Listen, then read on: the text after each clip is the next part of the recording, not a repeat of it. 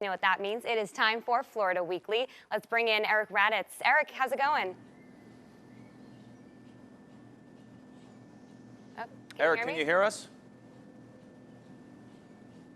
We might have lost him there. Looks like we're having some issues with Eric. I'll ask my producer, where do you want to go from here, Keith?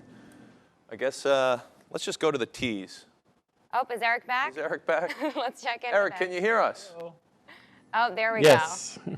All right. We don't usually have too many tech issues with you, so we'll get started then. So yeah, we're starting with a pretty serious topic here, Eric. We're talking about opioid use with people 65 and older. It's very common for Medicare patients, but unfortunately what hasn't been so common until recently is helping them if they get addicted to it. What do you guys know about that?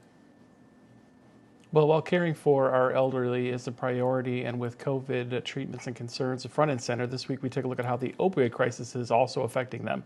With numbers like 377% increase in opioid use disorder of those on Medicaid between 2008 and 2017, for example, we can say they're just as affected, if not more, than those we see in the crisis amongst younger ones. Until just recently, those on Medicaid weren't offered addiction treatment benefits, but that has changed, and now help is available for those in this situation and in need. We shine a light on what's available in this week's Florida Weekly, discussing addiction prescriptions. And Eric, I think a lot of people can relate to the next topic, whether you're an employee or an employer. If, as a boss, you micromanage, it might be time to switch to a different leadership. What can you tell us about that? Well, we've all had the boss who micromanage, and some of us are that boss, but no one likes it. And especially now with many working from home, it makes sense to give some thought to inspiring and igniting employees by showing gratitude and taking leadership roles that incentivize. If you haven't tried this yet, you may be surprised how much more you can get from your team by doing just a few simple things in this week's business section. Well, one great thing about writing is that you're your own boss. And Eric, I'm not sure that you know this about me. I've actually tried writing multiple screenplays, but tried is the key word there, because the creative process starts with, you're like, I got this great idea, this is the best thing ever, and then you hit a wall and you're like, this thing stinks. And you're talking about one author who actually pushes through that wall and has some advice that I should probably follow.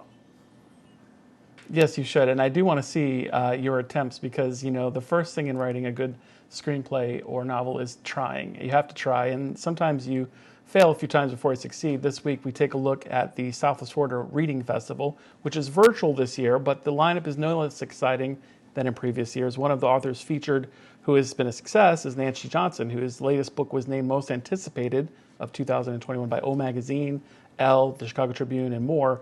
Find out all the information on how to connect to this festival and to Nancy Johnson in this week's A&E section.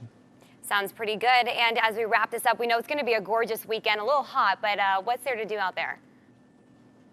Lots to do. Pick up Florida Weekly, as we always have a full calendar list of things, many still virtual, but many are out in person. Great picks this week, including Rocking for Paws, Lee County Fair, as you mentioned earlier, On Your Feet at Broadway Palm, fundraiser for Florida Rep, an Eagles tribute band, Gershon with a Twist at Players Circle, wearable art by Yvonne Christman at Art Walk, a free Ben Ellen band concert downtown Fort Myers. Pick us up online on stands and on your device, and here at NBC2 for all this great information, fresh every week. Lots to do. That's why we love living here. Thanks so much for talking with us. I'm glad we were able to work out those technical issues in the beginning. Thanks, Eric. Thank you.